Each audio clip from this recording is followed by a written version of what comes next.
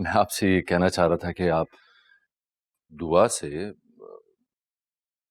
घर के काम नहीं करवाएंगी। हाँ वैसे बाय द वे क्या तो ये ठीक रहा है।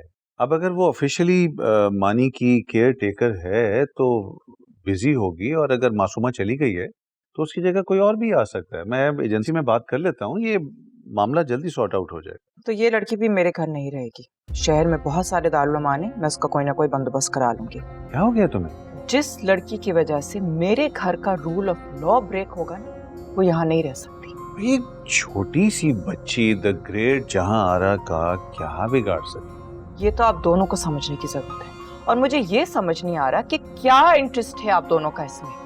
आप लोग क्यों इस मामले में बोल रहे हैं? हाँ ऐसे ही होना चाहिए। ठीक तो कह रही है तुम्हारी माँ। मैं तो बस मानी के लिए कह रहा था। भैया अगर दुआ सारा दिन घर के काम करती रहेगी तो मानी की देखभाल कब करेगी? क्यों डैड?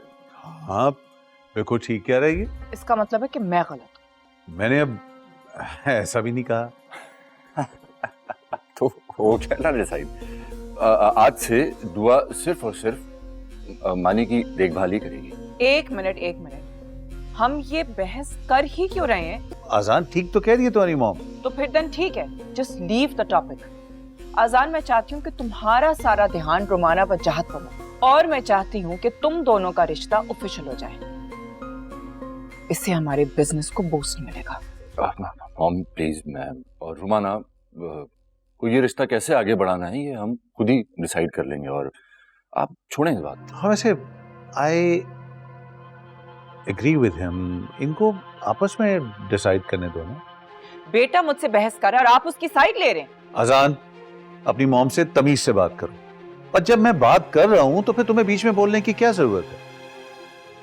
यहाँ पे क्या चल रहा है? दोनों बाप बेटे good cop bad cop play कर रहे हैं। बस भी कर दो ना तुम दोनों। एक शर्त पे कि आजान अपना रिश्ता रोमाना से बेहतर करेगा, और ये घर कैसे चलना है ना, ये आप दोनों मुझ पर छोड़ दें। What? No mom. तो फिर मेरी तरफ से भी नो है। तुम एक बिजनेस वुमन से डील कर रहे हो, और खसारे का सौदा जहां आरा ने कभी भी नहीं किया है। देखिए दुआ और आजान जुम्मा से इतवार रात 9 बजे सिर्फ ग्रीन एंटरटेनमेंट पर।